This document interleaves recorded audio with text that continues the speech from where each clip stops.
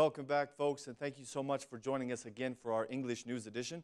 As usual, I'm Daniel Cook, your host, Mondays through Saturdays at 6 p.m. In today's news, hundreds of volunteers throughout Tirana participated in the city cleaning operation organized by the municipality. 24 different groups committed their time and efforts to the project and pitched in all over the city to clean up the streets.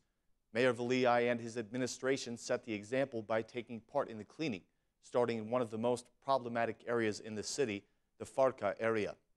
From Farka, the mayor issued a call to the citizens to contribute in their own neighborhoods so that we can have a cleaner Tirana by this evening. People who receive economic aid from the state were also encouraged to join the project, and Mayor Veliaj encouraged all the people of Tirana to take part in these kinds of operations in the future. He expressed disappointment in the lack of opposition presence in the citywide project. In addition to Veliaj and his administrators, many members of the military, the state police, and even prison inmates and employees took part in the cleaning activities today. 8 women serving time in the prison of Tirana left their cells for a few hours to contribute to the cleaning of the capital. It was clear to see that the project was an urgent one. According to the data, 800 tons of waste are produced in Tirana per day, and the air pollution is 3 times higher than the allowed norms of the EU.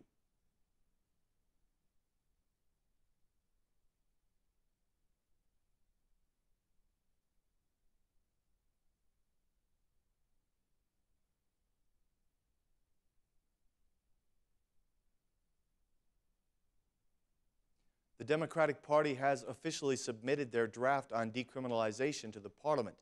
Oyerd Bulukbashi encouraged the members to vote on the law as soon as possible and said that the process cannot be stopped by the lack of willpower shown by Rama and Ahmetaj. Mr. Bulukbashi had this to say: "Today, the Democratic Party officially submitted the draft law on decriminalization. This law will remove the criminals from the parliament, the local government, and from every public duty, and will stop them from being appointed in the future. This action aims to stop the criminals from taking over the state." The Democratic MP clarified that the draft that they submitted is in accordance with the best European models and is based on the standards set by the Court of Human Resources in Strasbourg and the Venice Commission. He went on, "Today's initiative is a response to the intentional delay of the process by the majority, who have violated the December 24th agreement reached with the mediation of the European Parliament. The opposition's will to decriminalize the Parliament cannot be halted by the lack of will from Rama and Ahmetaj. The Albanians deserve to have a political realm that is pure and clean. Now is the time for the Assembly to vote on the law without delay," declared the Democratic MP, Bulukbashi.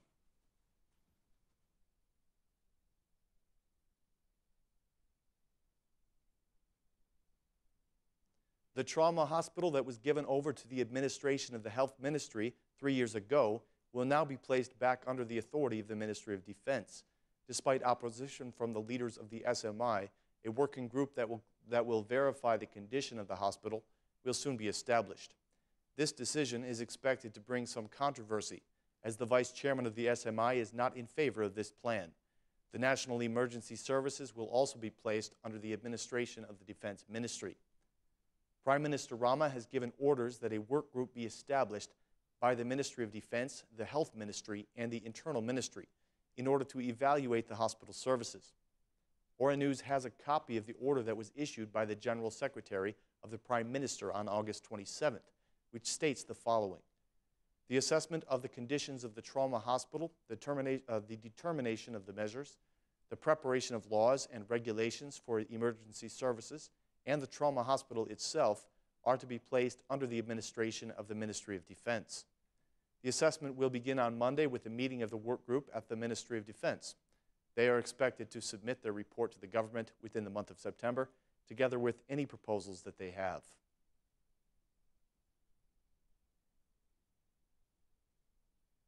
The Ministry of Economy has opened the competition for investments in the free economic area of Spitala, and they have announced that the winner will be determined according to the size of the intended investment. Spitala is the biggest of the 3 tax-free investment areas in Albania, and the Minister of Economy, Arben Ahmetaj, has presented the stakeholders with procedures that are required for investment.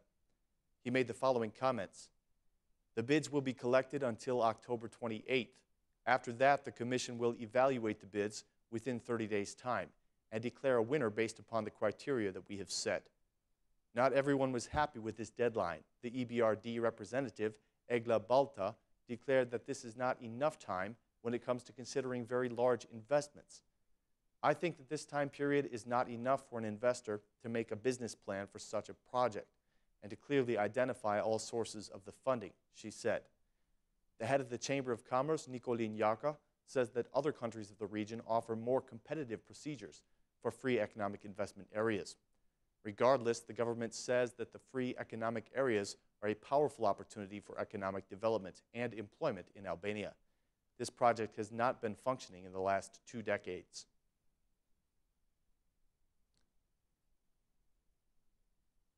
The director of the National Registration Center has reiterated her appeal to the citizens to formalize their business activities. In a media statement today, Vero gave the encouraging news that the number of registrations has greatly increased in the recent months. She said that 18,000 businesses have now been registered, which is 33% more than the same period a year ago. 4,800 businesses were registered in August alone, she said, a figure that is 7 times higher than the same period a year ago. 9,152 were registered between July and September, 3 times more than in 2014. So far in September, there are still many owners coming forward. More than 2,500 businesses have been registered, said Director Vero. She also mentioned that the foreign presence in the Albanian business sector has increased by 19%. Vieira reminded business owners that they can apply for online registration as well. There are many citizens in our offices waiting to register their businesses, she said. You also have the possibility of registering online at no extra cost, which will reduce the long lines and waiting time, clarified Director Vieira.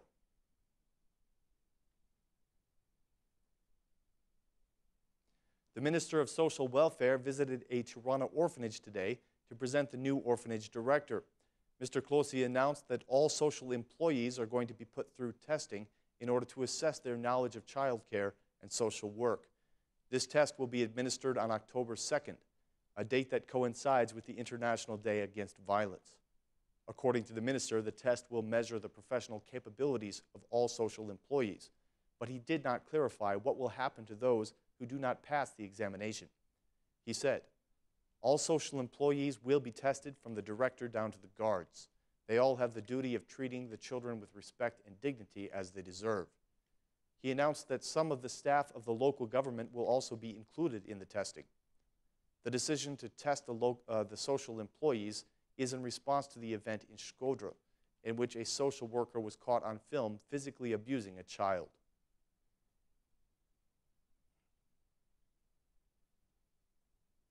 Tonight, the Albanian national football team will play one of the most important matches for the France 2016 qualifications.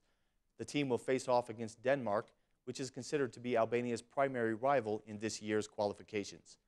The match will be held in Copenhagen. The 3 points awarded to the Albanian national team for the match with Serbia has raised the team's spirits, but the Denmark team is playing at a very high level as well. Albania has some missing defensive players, but coach Debiazi is optimistic and has decided to play with the defensive formation 4-5-1. The Italian coach is planning to put in 2 fresh players for the Albania team. Ajeti, who debuted in the friendly match against France, and Gjimishti, who will play his first match tonight with the national team. The first match against Denmark was played in the stadium of Elbasan and ended in a 1-1 tie. After 3 victories and 1 tie, Albania has 10 points and is ranked in 3rd place together with Denmark, which has 1 more match yet to play.